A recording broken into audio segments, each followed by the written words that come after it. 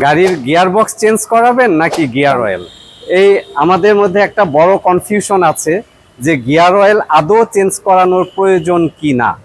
আপনি কয়েক হাজার টাকায় গিয়ার অয়েল চেঞ্জ করাবেন নাকি গিয়ার অয়েল না চেঞ্জ করিয়ে একেবারে গিয়ার বক্স চেঞ্জ করাতে চান?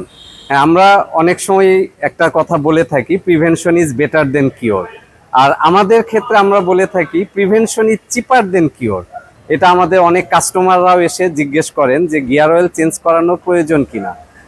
ইভেন অনেকে এরকমও বলে থাকেন যে তাকে অনেকে বলেছেন সাবধান, গিয়ার অয়েল চেঞ্জ করাবেন না, গিয়ার অয়েল চেঞ্জ করালেই গিয়ার বক্স বসে যাবে। আমরা তখন উল্টা প্রশ্ন করি, আপনি ইঞ্জিন অয়েল কেন চেঞ্জ করান?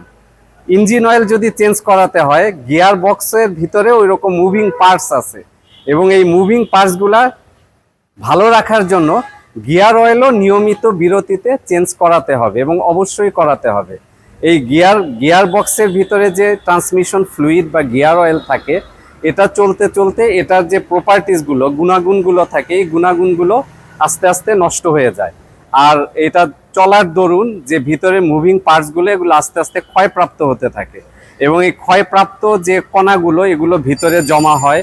প্লাস হচ্ছে এটাও তেলের ভিতরে ময়লার সৃষ্টি করে এবং এটা যত বেশি ময়লা জমা হবে, ওই জিনিসটা ক্লিন না করা হলে এটা পরবর্তীকালে ওই ক্ষয়ের পরিমাণটা, ক্ষয়ের রেটটা অনেক বেশি বাড়িয়ে দিবে এবং গিয়ারবক্স দ্রুত নষ্ট হয়ে বিকল হয়ে যাবে। যেমন এই যে এখানে একটা সিভিটি গিয়ার বক্স আছে, এটা একটা গাড়ি থেকে চেঞ্জ করা হয়েছে, এটা পুরানো সিভিটি গিয়ার বক্স। এটাও মূলত ওই একটা অন্যতম কারণ হচ্ছে এটা সময় মতো গিয়ার অয়েলটা চেঞ্জ করা হয় নাই।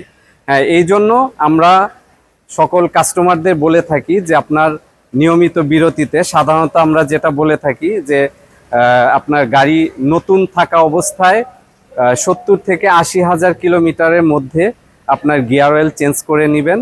গিয়ার অয়েল চেঞ্জ করার পরে পরবর্তীতে ওই ইন্টারভেলটা কিছুটা কমিয়ে আনতে হবে, যে এরপর 40 থেকে 50 হাজার কিলোমিটারের মধ্যে আপনার গিয়ার অয়েল একবার করে চেঞ্জ করে নিতে হবে। গিয়ার অয়েল নিয়মিত চেঞ্জ করালে আপনার গিয়ার বক্স আশা করা যায় যে এটা খুব ভালো ওয়ার্কিং কন্ডিশনে থাকবে এবং আপনি একটা বড় ব্যয়বহুল রিপেয়ার বা রিপ্লেসমেন্ট থেকে বেঁচে যাবেন।